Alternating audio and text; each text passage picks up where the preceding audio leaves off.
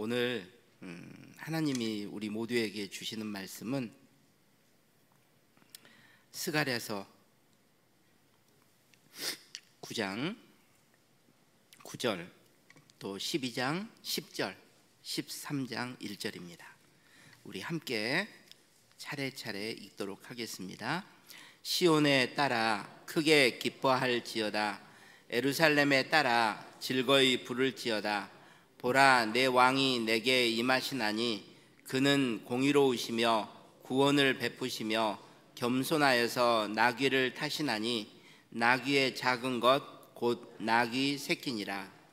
내가 다윗의 집과 예루살렘 주민에게 은총과 간구하는 심령을 부어주리니 그들이 그 찌른 바 그를 바라보고 그를 위하여 애통하기를 독자를 위하여 애통하듯 하며 그를 위하여 통곡하기를 장자를 위하여 통곡하듯 하리로다. 그날에 죄와 더러움을 씻는 셈이 다윗의 족속과 예루살렘 주민을 위하여 열리리라. 아멘. 계절도 바뀌고 또 통독을 하는 본문도 이제 다음 주면 바뀌게 되겠네요. 구약을 드디어 마치게 됩니다. 여름을 이기는 것도 쉽지 않았는데 딱 그 여름의 기간 동안에 우리 성도들이 제일 어려운 본문들을 읽어 오셨어요. 욥기, 잠언, 전도, 그리고 선지서들 이해도 잘 안 되는데 읽어야 되니까 많이 부대끼셨을 것이라고 생각을 합니다. 그런데도 이렇게 8개월 동안을 여러분들이 잘 견디셨기 때문에 남은 4개월을 이를 악물고 버텨 보시기를 바랍니다. 끝까지 이 통독을 완주하려면요, 스스로를 계속 채찍질 해야 돼요. 내가 그래도 명색이 그리스도인인데 성경 일독을 안 하고 내가 이렇게 신앙생활을 하고 있으면 되겠는가 하는 그런 뜨거운 감정이 우리 안에 있었으면 좋겠고요. 뿐만 아니라 성경을 일독하게 되면 이제 일독하는 조그만 패를 나눠 드리게 될 텐데 그걸 손에 쥐고 하나님 앞에 감사할 그날을 한번 그려보시기를 바랍니다. 그리고 그때에는 일독을 했기 때문에 성경을 내가 읽었다는 자신감도 생길 뿐만 아니라 성경을 더 많이 이해하게 됐다는 이 기쁨이 있을 거예요. 그리고 두 번째 성경을 읽게 되면 읽는 속도도 빨라지거든요. 그래서 여러분들이 정말로 영적으로 성장하게 되는 그 날을 정말 기대하면서 남은 4개월을 열심히 달려가셨으면 좋겠습니다. 뭐든지 하다 보면요, 항상 포기하고 싶은 순간이 와요. 포기하고 싶은 순간. 근데 여러분, 인내를 빌 하이벨스 목사님은 이렇게 정의합니다. 인내란 포기하고 싶은 순간을 넘기는 것이다. 여러분, 인내를 통해서 포기하고 싶은 순간을 넘기게 되면요, 하나님이 꼭 주시는 선물이 있습니다. 그것이 바로 성장입니다. 내가 그 이전보다 더 성장하고 성숙한 그리스도인이 되는 거죠. 이것이 인내가 주는 열매입니다.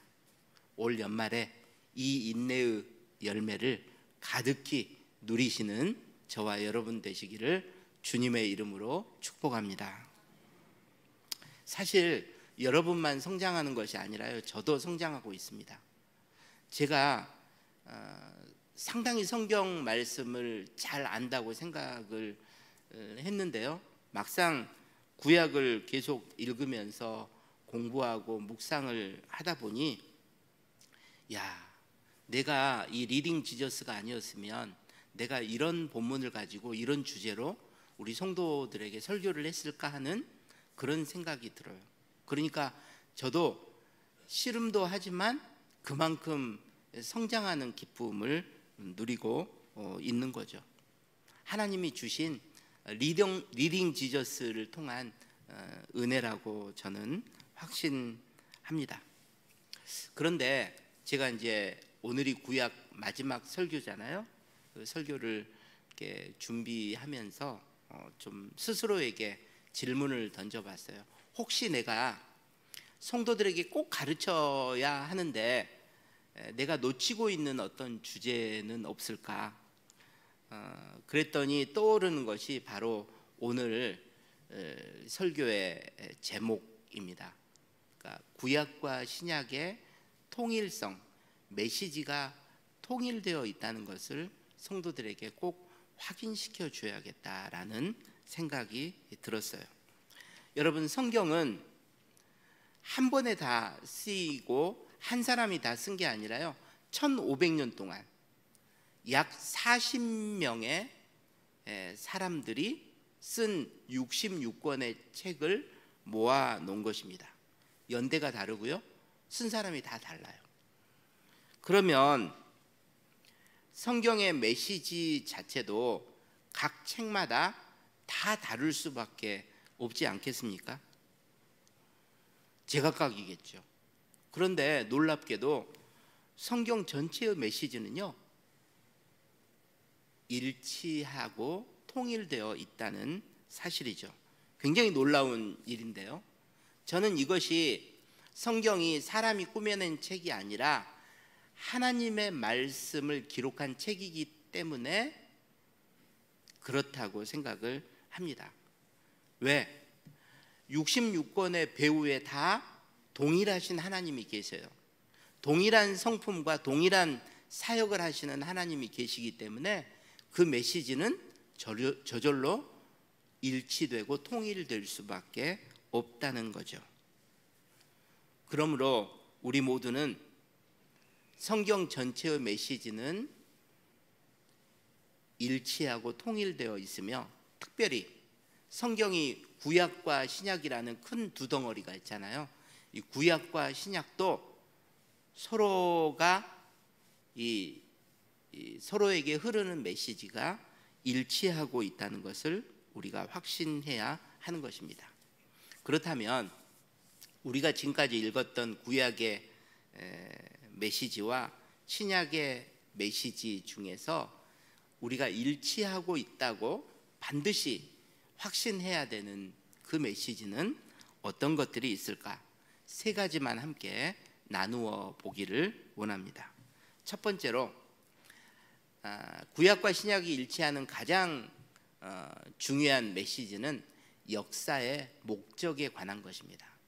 하나님이 어떻게 이 역사를 주관하시고 이끌어가고 계시는가, 그 역사를 통해서 하나님이 이루시고자 하시는 목적, 그 하나님의 계획이 구약과 신약 모두 일치하고 있어요.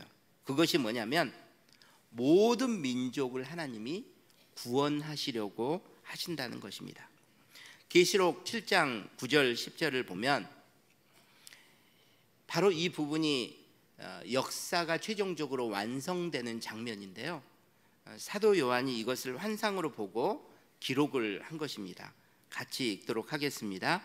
이 일 후에 내가 보니 각 나라와 족속과 백성과 방언에서 아무도 능히 셀 수 없는 큰 무리가 나와 흰옷을 입고 손에 종려가지를 들고 보좌 앞과 어린 양 큰 소리로 외쳐 이르되 구원하심이 보좌에 앉으신 우리 하나님과 어린 양에게 있도다 하니. 여러분, 여기 보면 역사의 마지막 장면에 누가 구원을 받습니까? 이스라엘뿐만 아니라 모든 민족에서 구원받는 사람이 나오잖아요. 얼마나 구원을 받아요? 아무도 능히 셀 수 없는 사람들이라고 되어 있습니다. 그래서 그들이 지금 무엇을 하고 있습니까?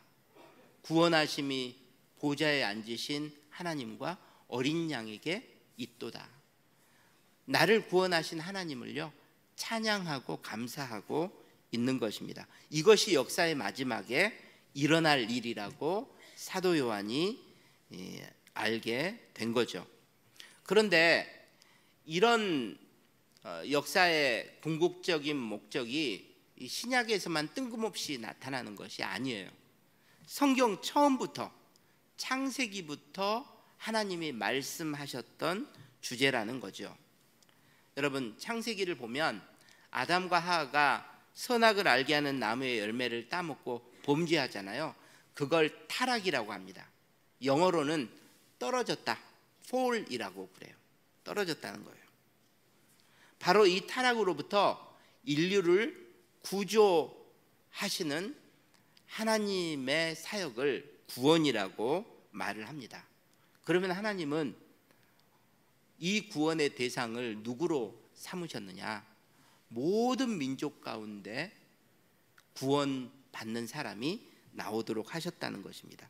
이것이 갈대아 우르에서 아브라함을 부르실 때 하나님이 주셨던 약속입니다.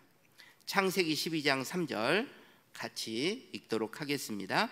너를 축복하는 자에게는 내가 복을 내리고 너를 저주하는 자에게는 내가 저주하리니 땅의 모든 족속이 너로 말미암아 복을 얻을 것이라 하신지라.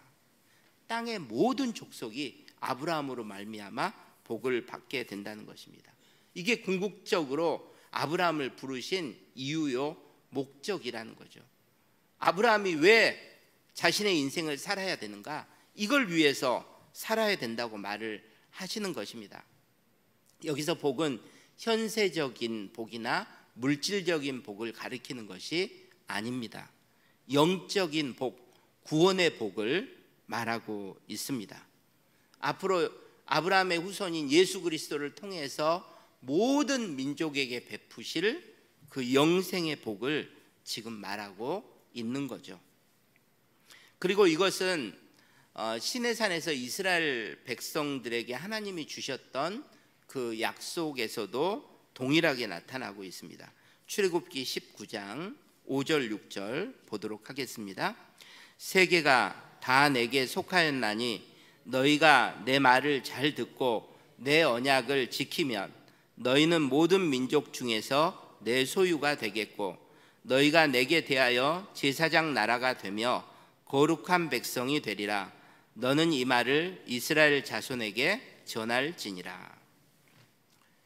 이 중요한 구절을요 이스라엘 백성들은 어떻게 해석하냐면 하나님이 자기만 선택하셨다고 해석을 합니다.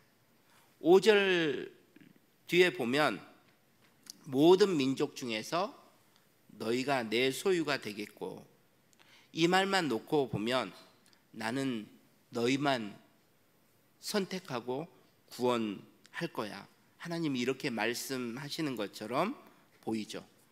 그런데 그건 유대인들의 착각이고요. 6절을 보면 하나님이 이런 말씀을 하세요. 나는 너희를 제사장 나라로 사용할 것이다. 제사장 나라요? 여러분 잘 생각해 보십시오. 제사장이라는 말은 자기도 하나님을 예배하지만 옆에 있는 다른 사람들이 하나님을 예배하도록 돕는 사람이에요. 그러므로 이스라엘이 그 제사장 역할을 하는 나라가 된다는 것은 다른 나라들도 하나님을 믿고 하나님의 백성이 되어서 하나님을 예배하도록 이스라엘로 하여금 돕게 하겠다는 하나님의 마음 아니겠습니까? 그걸 위해서 이스라엘을 먼저 하나님의 소유로 삼아서 훈련을 시키겠다는 거죠. 제사장 나라 역할을 하도록. 그러니 5절 처음에 세기가 다 내게 속하였다라는 이 말씀을 하시는 것은 모든 민족의 구원을 염두에 두고 하신 말씀입니다. 제사장 나라로 이스라엘을 삼겠다고 하셨는데 제사장 나라가 되려면 어떤 훈련을 받아야 됩니까? 딱 한 가지 조건이 충족되어야 됩니다. 그게 뭐냐면 거룩한 백성이 되어야 하는 것입니다. 제사장 나라다워야 하니까 거룩한 백성이 되도록 그렇게 살아야 한다는 거죠. 그래서 마지막에 거룩한 백성이 되리라 이렇게 말씀을 하시는 것입니다. 그러므로 이 두 본문만 우리가 보아도 하나님은 구약에서 이스라엘만이 아니라 모든 민족을 구원하시겠다는 계획을 가지고 계신 거죠. 이스라엘만 구원하신 것처럼 보였지만 사실은 이스라엘을 먼저 구원하신 것입니다. 그러므로 모든 민족을 구원하시려는 이 하나님의 계획, 이 역사의 목적은 구약과 신약에서 동일하게 흐르고 있는 메시지라는 것입니다. 혹여 구약을 읽으면서 하나님이 너무 이스라엘에게 초점을 두고 말씀하시고 있다 이렇게 느껴질 때는 있겠지만 방금 말씀드린 이런 본문을 마음에 새기면서 주님은 모든 민족을 구원하시려고 하신다. 이것이 하나님의 빅 픽처이다. 큰 그림이다. 이것을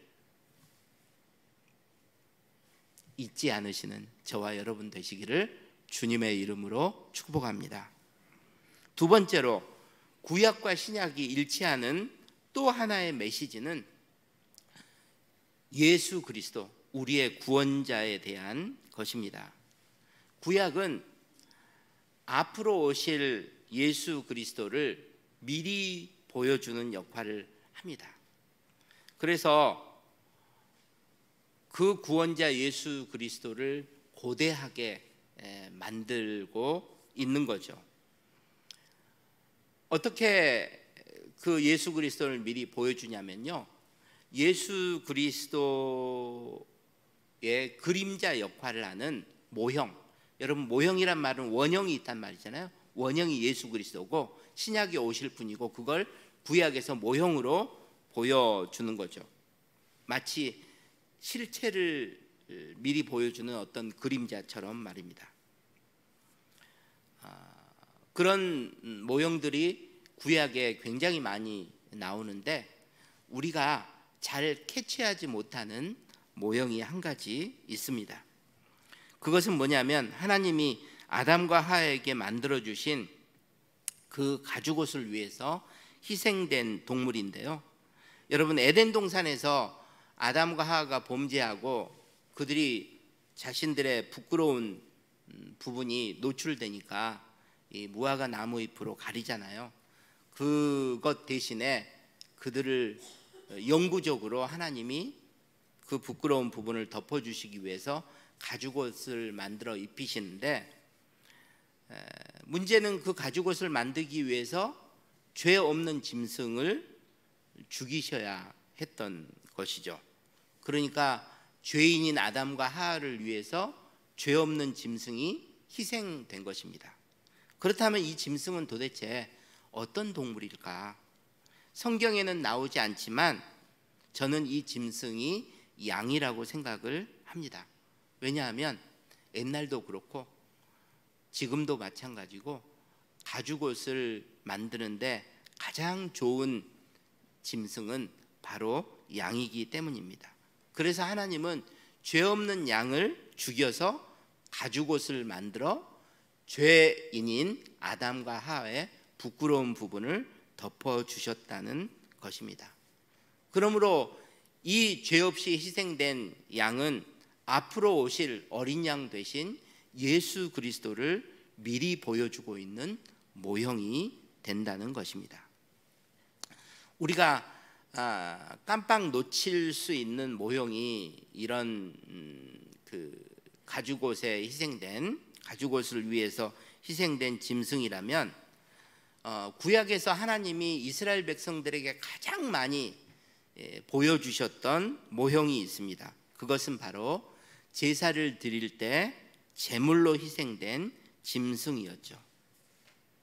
여러분 제사의 절차를 한번 생각해 보시기 바랍니다. 백성이 죄를 지어요.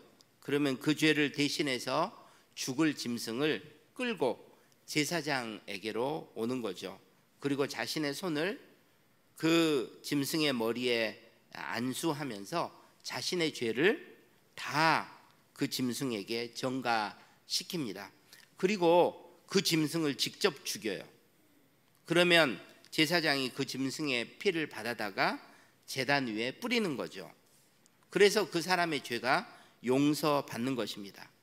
여러분, 이러한 제사를 통해서 하나님이 백성들에게 계속 가르치신 것이 무엇이었겠습니까? 죄의 결과는 죽음이라는 것입니다. 아무리 사소한 죄라도 우리는 그 죄 때문에 죽을 수밖에 없는 존재라는 것을 가르치시는 거예요. 그런데 하나님은 우리가 죽기를 바라시지 않으니까 우리 대신 그 짐승이 죽도록 허락하신 것입니다. 그래서 그 짐승이 죽을 때 그 짐승의 피로 우리를 용서하신다는 말이죠. 여러분, 이것을 통해서 하나님은 앞으로 오실 예수 그리스도, 단 한 번의 십자가 제사로 우리를 영원히 용서하실 그 구속자를 바라보도록 만드셨습니다. 그러니 이스라엘 백성들은 계속 성막에서, 성전에서 제사를 드리면서 항상 예수 그리스도의 그 희생 제사를 믿음으로 바라보게 되었던 것입니다. 여러분, 그런데 하나님은 이런 모형들만을 사용해서 예수 그리스도를 미리 보여주시는 것이 아니라 아예 직접적으로 예수 그리스도에 대해서 애언을 하시기도 하십니다. 대표적인 것이 오늘 우리가 읽었던 스가랴 9장 9절, 12장 10절, 13장 1절인데요. 9장 9절부터 보시기 바랍니다. 여기 보면 내 왕이 내게 임하시나니 그가 예루살렘에 나귀 새끼를 타고 입성하실 것을 미리 예언하고 있는 것입니다. 12장 10절은 예수 그리스도를 십자가에 못 박은 후에 그들 중에 자신들의 죄를 애통해하며 회개하고 돌아올 것이 또 예언되어 있습니다. 그리고 13장 1절에서는 바로 예수 그리스도의 죽음을 통해서 죄와 더러움을 씻는 셈이 예루살렘만이 아니라 예루살렘부터 열리게 될 것이 예언되어 있는 거죠. 여러분, 이렇게 구약과 신약은 구원자 예수 그리스도를 일치하여 우리에게 말해주고 있는 것입니다. 구약은 오실 그리스도, 신약은 오신 그리스도, 이렇게 구약과 신약이 메시지가 통일되어 있는 거죠. 이제 구약과 신약이 일치하고 있는 마지막 메시지를 살펴볼 텐데요. 그것은 뭐냐면 구원의 원리에 관한 것입니다. 하나님이 우리를 어떻게 구원하기를 기뻐하시느냐 하는 거죠. 여러분, 구약과 신약 모두는 하나님이 베푸시는 구원은 우리에게 값없이 은혜로 주시는 선물이라는데 일치하고 있습니다. 다르게 표현하면 우리가 하나님을 믿을 때 하나님이 우리를 일방적으로 의롭다 여기신다는 말이죠. 문제는 우리 성도들이 그렇게 생각하지 않는 분들이 있다는 것입니다. 우리는 구약에서는 하나님이 율법으로 우리를 구원하시고 신약에서는 은혜로 구원을 하신다고 보는 분들이 꽤 많습니다. 구약에서 말하는 구원의 원리가 신약에서 말하는 구원의 원리와 다르다는 것입니다. 그렇다고 해서 저는 그렇게 생각하시는 분들을 탓하고 싶은 마음이 없어요. 왜? 그분들 탓이 아니라 그걸 잘못 가르친 목회자의 탓이기 때문입니다. 구약을 보면 하나님이 율법을 강조하시고 율법을 지키지 못할 때 꾸짖고 막 징계하시니까 율법을 지켜야 구원을 받는구나 오해할 수는 있습니다. 하지만 구약 전체를 놓고 보면 하나님이 인간을 구원하시는 근본 원리는 오직 은혜입니다. 이것은 이스라엘 백성들이 가장 존경하고 사랑하는 두 인물인 아브라함과 다윗을 보아도 알 수 있는 거죠. 여러분, 아브라함이 어떻게 구원을 받았겠습니까? 율법을 지켜서 구원을 받았나요? 놀라운 것은 아브라함 때에는 율법 자체가 없었습니다. 나중에 모세 때 율법을 주시는 거잖아요. 그러면 어떻게 아브라함은 하나님의 백성이 될 수 있었을까? 여호수아 24장 2절 3절을 한번 읽도록 하겠습니다. 여호수아가 모든 백성에게 이르되 이스라엘의 하나님 여호와께서 이같이 말씀하시기를 옛적에 너희의 조상들 곧 아브라함의 아버지 나홀의 아버지 데라가 강 저쪽에 거주하여 다른 신들을 섬겼으나 내가 너희의 조상 아브라함을 강 저쪽에서 이끌어내어 가나안 온 땅에 두루 행하게 하고 그의 씨를 번성하게 하려고 그에게 이삭을 주었으며. 여러분, 아브라함은요 다른 이방 신들을 섬기는 문화 속에서 자랐습니다. 그 아버지 역시 다른 신들을 섬겼던 사람이었습니다. 그러니 아브라함도 다른 신을 섬겼겠죠. 처음에는 하나님을 믿지 않았다는 말입니다. 그런데 하고 많은 사람 중에서 하나님이 아브라함을 콕 찍어서 그를 선택하십니다. 그리고 그를 부르셔요. 그리고 그 이방신을 섬기던 땅에서 그를 이끌어내셔서 하나님의 백성을 삼으시고 하나님을 믿는 민족의 조상이 되게 하신 것입니다. 아브라함이 하나님을 먼저 찾은 것이 아니었습니다. 하나님이 먼저 아브라함을 찾아오신 것입니다. 그러므로 아브라함이 구원을 받은 것은 아브라함이 그만큼 노력을 해가지고 구원을 받을 만한 자격을 갖추어서가 아니었다는 거죠. 하나님의 일방적인 선택이었다는 것입니다. 은혜였다는 말입니다. 그런데 이 은혜는 아브라함의 삶 속에서도 계속돼요. 우리는 아브라함을 믿음의 조상으로 알고 있기 때문에 아브라함이 굉장히 믿음이 훌륭했거니 라고 생각할 수 있지만 그것이 아니었습니다. 아브라함의 생애를 보면 믿음이 늘 훌륭했던 것은 아니었어요. 하나님의 약속을 믿지 못해서 약속의 땅을 떠나기도 했고요. 그 다음에 사람이 두려워서 거짓말을 하기도 했고요. 하나님의 약속을 믿고 기다리는 대신에 인간적인 방법을 사용해서 아들을 낳기도 했습니다. 하나님이 지금 면전에서 약속을 하고 계시는데도 나는 그것이 없어도 되니 지금 있는 자식이나 잘 살게 해달라고 하나님의 약속을 의심하기도 했습니다. 그런데 하나님은 그 아브라함을요, 그런 아브라함을 포기하지 않으세요. 끝까지 그가 하나님을 신뢰하도록 설득해 가십니다. 그래서 아브라함은 믿음의 조상이 될 수 있었던 거죠. 하나님은 구원에만 일방적 은혜를 베푸시는 것이 아니라 그 은혜를 동일하게 아브라함의 삶 가운데 계속 베풀어 가신 거죠. 그래서 아브라함은 하나님의 백성이 되고 믿음의 조상이 될 수 있었던 것입니다. 이것을 로마서 4장 1절 3절에서 바울은 이렇게 선언하고 있습니다. 같이 읽겠습니다. 그런즉 육신으로 우리 조상인 아브라함이 무엇을 얻었다 하리요? 만일 아브라함이 행위로서 의롭다 하심을 받았으면 자랑할 것이 있으려니와 하나님 앞에서는 없느니라. 성경이 무엇을 말하느냐? 아브라함이 하나님을 믿음에 그것이 그에게 의로 여겨진 바 되었느니라. 아멘.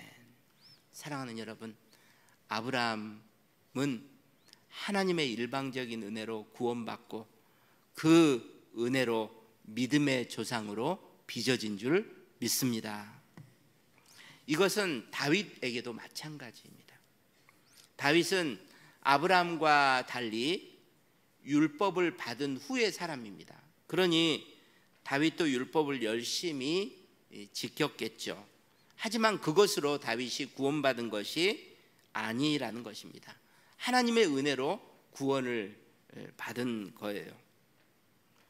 우리는 다윗을 하나님 마음에 합한 사람이라고 알고 있기 때문에 다윗이 정말로 믿음이 좋았고 하나님이 늘 다윗을 그것 때문에 기뻐하시고 또 그래서 다윗을 구원하셨겠거니 이렇게 생각할 수 있습니다. 그런데 성경을 자세히 들여다보면 하나님의 마음에 합한 사람과는 너무나 거리가 먼, 완전히 거리가 먼 그런 다윗의 모습을 발견하기도 합니다. 그때가 언제였냐면요, 이스라엘 왕으로 권력의 정점에 섰을 때 그는 엄청난 죄를 저지릅니다. 자기의 충성스러운 부하인 우리아의 아내를 강간합니다. 그리고 그 우리아를 함정에 빠뜨려서 죽여버리는 거죠. 그러면서도 뻔뻔스럽게 1년 동안 자신의 죄를 회개하지 않는 것입니다. 그 후에 하나님이 나단 선지자를 다윗에게 보내셔서 이런 이야기를 해주세요. 어떤 부자가 자기는 양도 너무너무 많은데 자기에게 손님이 오니까 그 손님을 대접하겠다고 가난한 사람에게 딱 한 마리밖에 없는 암양 새끼를 뺏어다가 손님을 대접해 버렸다는 거죠. 그 말을 듣고 다윗이 분노를 합니다. 그러면서 그런 놈은 반드시 죽여야 된다고 말을 하죠. 그때 나단이 네가 바로 그 사람이라고 이야기를 합니다. 그때 다윗은 털썩 주저앉습니다. 그리고 회개하죠. 그 고백을 시편 51편에서 다윗이 이렇게 남겨두고 있습니다. 기록하고 있습니다. 같이 읽겠습니다. 무릇 나는 내 죄가를 아오니 내 죄가 항상 내 앞에 있나이다. 내가 죄악 중에서 출생하였으며 어머니가 죄 중에서 나를 잉태하였나이다. 3절을 보십시오. 다윗은 죄를 부정하지 않습니다. 그대로 인정합니다. 그리고 5절에서 나는 괜찮은 사람인 줄 알았는데 사실은 태어날 때부터 나는 죄의 덩어리였습니다. 이렇게 고백하고 있는 거죠. 그 고백을 들으시고 하나님이 다윗을 용서하세요. 율법대로라면 다윗은 죽을 수밖에 없는 사람이었습니다. 그런데 하나님이 다윗을 용서하신 그 은혜를 사도 바울이 로마서 4장 6절에서 8절에서 또 이렇게 기록하고 있습니다. 같이 읽겠습니다. 일한 것이 없이 하나님께 의로 여기심을 받는 사람의 복에 대하여 다윗이 말한 바 불법이 사함을 받고 죄가 가리어짐을 받는 사람들은 복이 있고 주께서 그 죄를 인정하지 아니하실 사람은 복이 있도다 함과 같으니라. 여러분, 제일 앞에 나온 것처럼 다윗이 의롭다 하심을 받기 위해서 한 일은 아무것도 없다는 거예요. 마치 일을 해서 싹을 받는 것처럼 의롭다 하심을 받기 위해서 그것을 받을 만한 어떤 일을 다윗이 한 것이 아니라는 말입니다. 율법에 따르면 죽어도 할 말이 없는 거예요. 그런데 그 죽을 수밖에 없는 죄인을 하나님이 은혜로 용서하신 것입니다. 그래서 다윗은 아무 일도 하지 않았는데 자신을 의롭다 하신 하나님의 은혜를 고백하고 있는 거죠.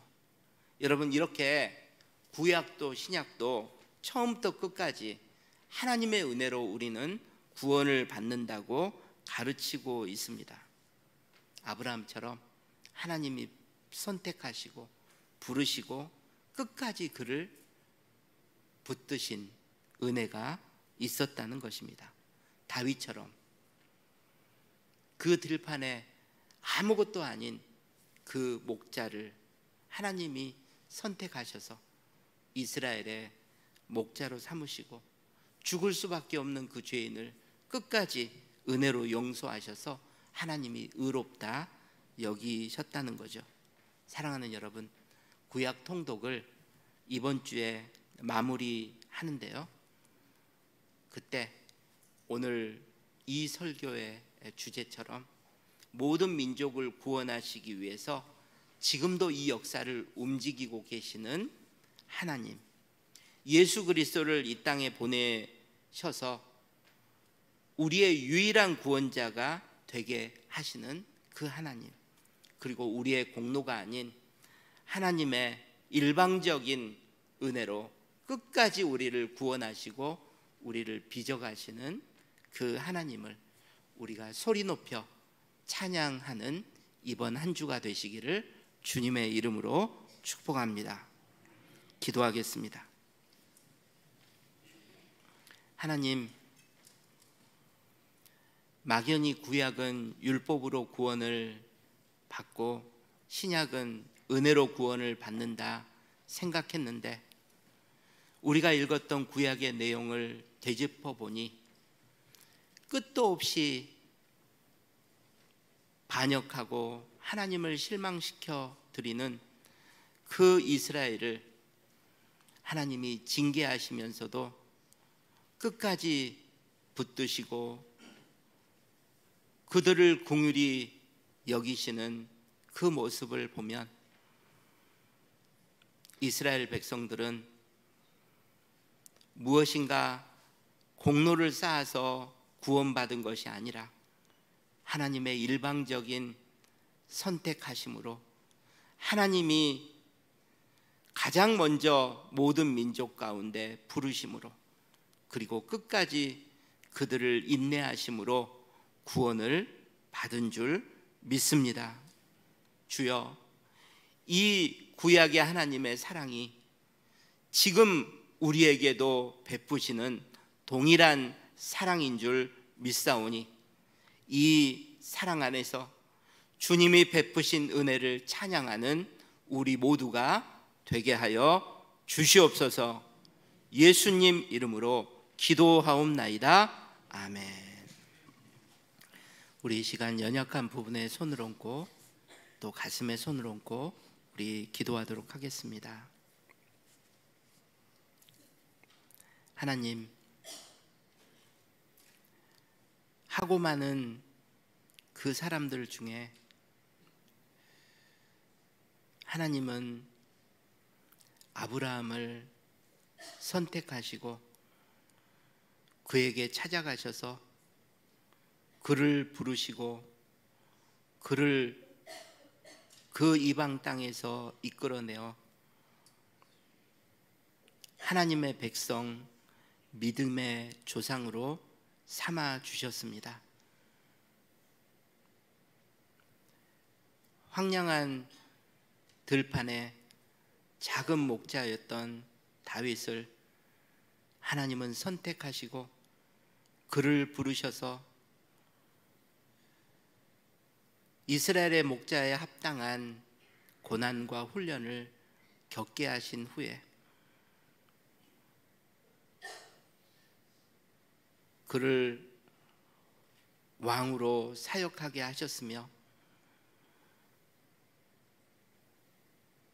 그 왕이 잔인하고 강교한 방법으로 사람을 죽이고 사람의 것을 빼앗을 때에도 그의 눈물로 회개하는 것을 보시고 그를 용서하시고 그의 인생을 끝까지 주님이 붙들어 주셨습니다. 주여, 이 아브라함에게 주님이 베푸셨던 은혜가, 다윗에게 베푸셨던 이 놀라운 은혜가 우리 모두에게도 동일하게 베푸시는 은혜인 줄 믿습니다. 이 은혜 안에서 절대로 우리를 포기하지 않으시고 한번 택하셨기 때문에 끝까지 우리를 붙드시며 우리를 다듬어 가시는 그 사랑 안에서 이번 한 주 정말로 하나님을 신뢰하며 주님의 말씀을 좇아 살아가는 우리 모두가 되게 하여 주시옵소서. 주여, 이 시간 우리의 모든 연약함을 주님 앞에 고백합니다. 우리는 한 군데에만 우리의 손을 올려놓을 수밖에 없지만 주님은 우리의 모든 연약함을 아시오니 머리끝부터 발끝까지 우리 사랑하는 성도들에게 새 몸을 허락하여 주시옵소서.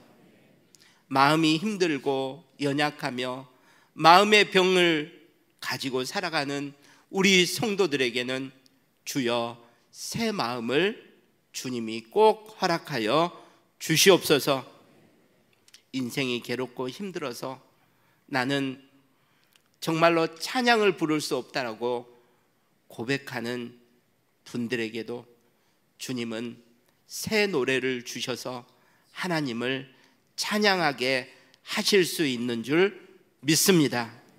우리 사랑하는 성도들이 새 몸을 입고 새 마음을 덧입어 새 노래를 부르며 주님이 기뻐하시는 새 길을 걷게 하여 주시옵소서. 모든 것이 살아나게 하여 주시옵소서. 우리의 인생을 묶고 있는 모든 흉악의 결박이 예수의 이름으로 끊어지게 하여 주시옵소서.